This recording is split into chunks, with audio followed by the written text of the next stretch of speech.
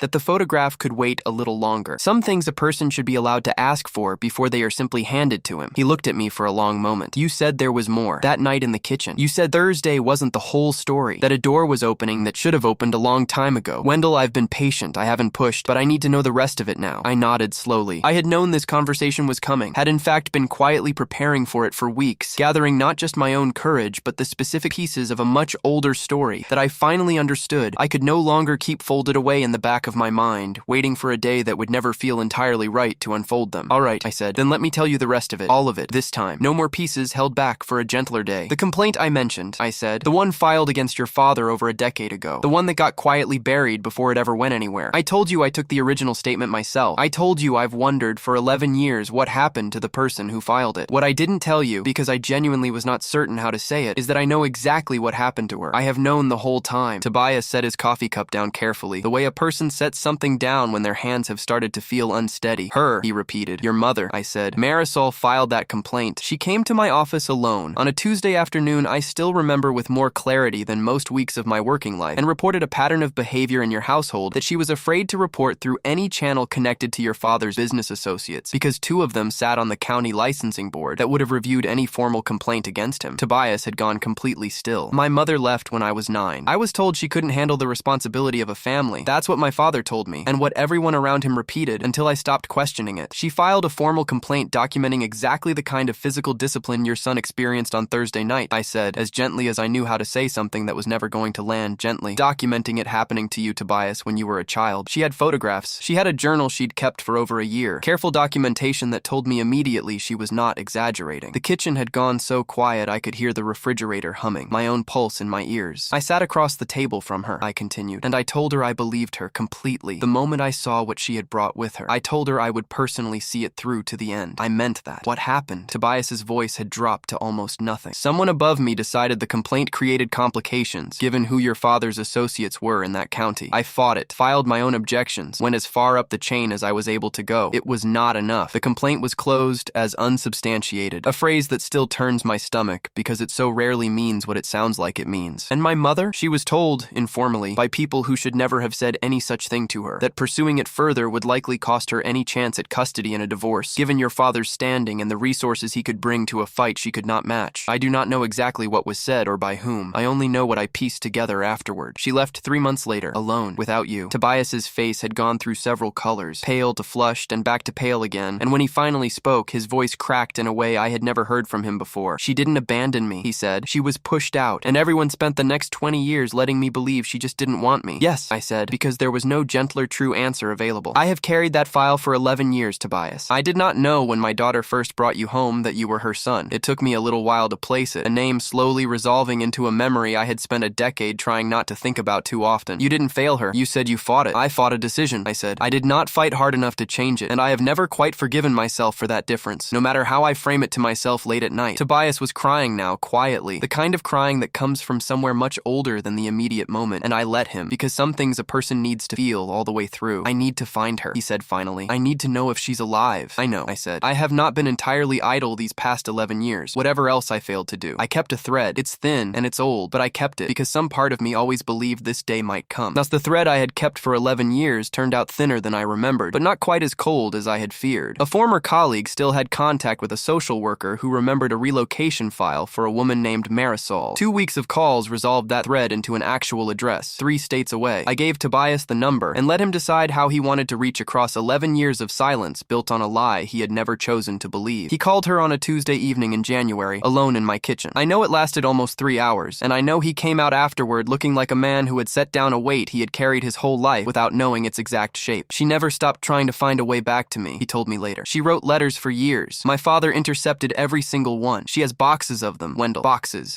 Quentin's criminal trial began in early March, by which point the fraud investigation had also gone public, both cases feeding off the same portrait of a man who believed his comfort entitled him to treat the people closest to him however he pleased. Penelope took a plea deal, testifying she had been too intimidated to intervene. The medical records and hospital photographs did most of the real work regardless. The jury took just over 2 hours. Guilty on the felony assault charge. Guilty separately on 3 counts tied to the fraud. 7 years, with a mandatory minimum of 4 before parole was possible. Quentin did not look at me as he was led out of the courtroom. He looked instead at Tobias for one long moment, and then he looked away. My daughter was granted full custody within the month, the protective order made permanent, any future contact with his paternal grandfather barred entirely. Tobias flew out to see his mother for the first time in April, alone. He asked if I wanted to come. I told him no, that some rooms hold exactly 2 people. He called me from her front porch before he had even knocked, his voice shaking. Wendell, he said, I can see her through the window at the kitchen table with a photo album open in front of her. Then go knock, I told him. She's waited long enough. He called back 4 hours later and told me the first thing his mother had done, before either of them had said more than each other's names through several minutes of tears, was pull a shoebox from beneath her bed and hand it to him without a word. Inside were every letter she had ever tried to send him. Birthday cards for 11 years running, each carefully dated, each written as though she genuinely believed it might someday reach him. He read every letter that night on her kitchen floor, his back against the cabinets. 11 years of birthdays laid out across the linoleum, and somewhere around the 9th or 10th letter, he finally understood that he had never once actually been abandoned. He had simply been lied to by the one person whose entire job had been to protect him from exactly that kind of lie.